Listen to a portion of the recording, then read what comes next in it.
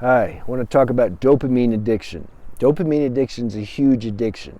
Okay, it's amazing. One of the most strongest drugs or chemicals that exist is centered right here. It's in the brain somewhere. I don't know the exact location, but it doesn't matter.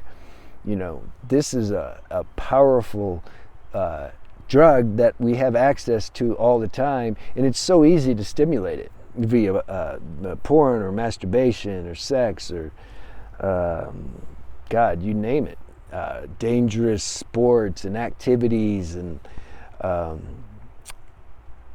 flirting, food.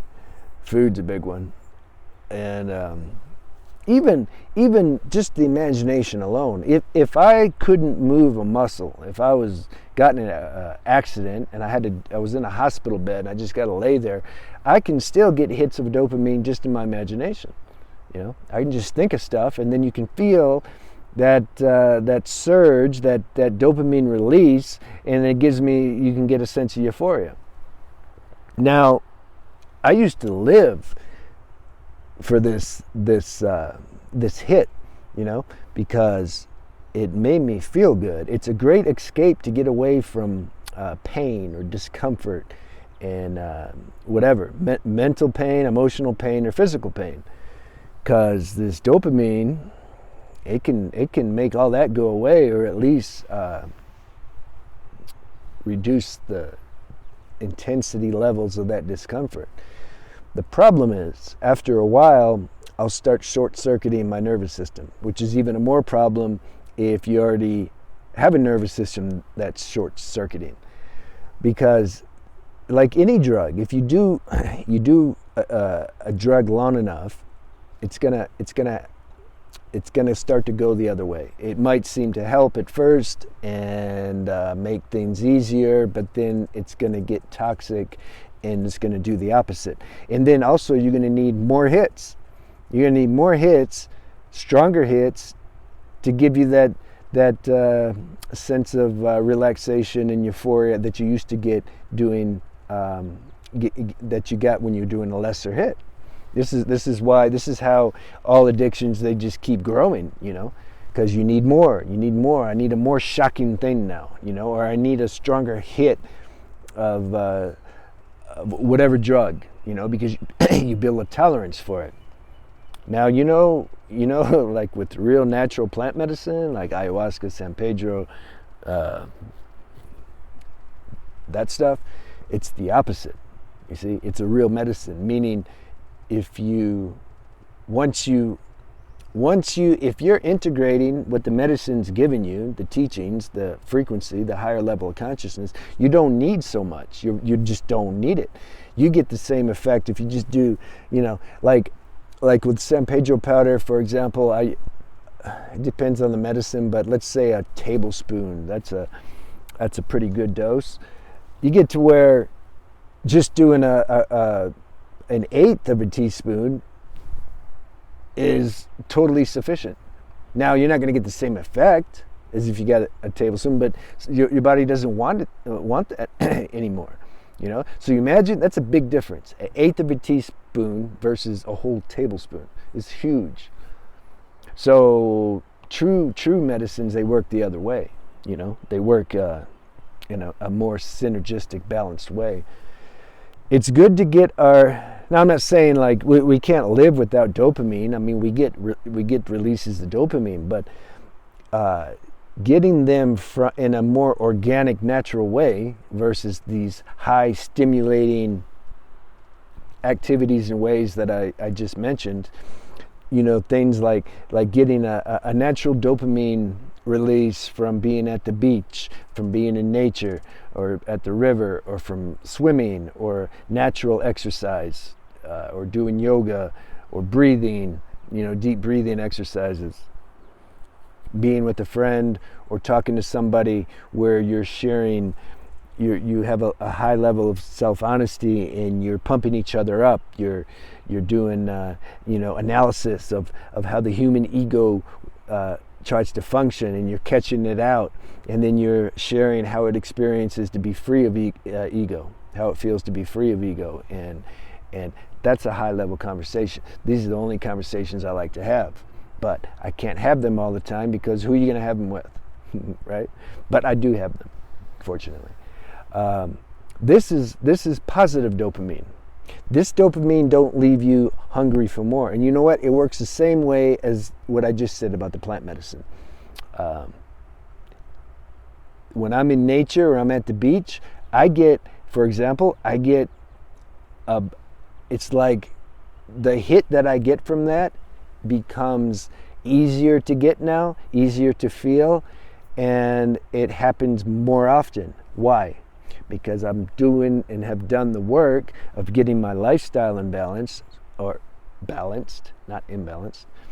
So the more balanced I am, the more I can get this subtle energy from doing these positive things. You see, when my mind, because it's subtle energy, nature, the beach, it's not the same as watching a porn movie or rock climbing with no gear. You can die any minute. See, that's intense shit. So being at the beach, is not like that. So it's more subtle. But see, if my mind is habituated and trained to getting these strong, stimulating hits, then I go to the beach and I'm just bored. I'm like, let me try to swim across the ocean and get this adrenaline going, or go go out there when the waves are 10 feet high and try to body surf and try to get that hit. But no, if you're already in a balanced state, just absorbing the elements, just being on the beach itself, because you got all the elements, earth and water and fire and air and ether, you got everything right there, but they're subtle. So one has to have some level of consciousness to absorb the high quality, you can say, vibration that are coming from these elements, and that's satisfying. It's good. Because as we grow in you can say spiritual maturity, we don't want these strong hits anymore. It's too much. It's like, okay, I've been there, done that. It's cool. So you got to understand, I'm not knocking anything. I've done all this shit too. So how can I, there's nothing wrong with it. Enjoy it. I enjoyed it for a time. That's my point. Everything has its time and stage.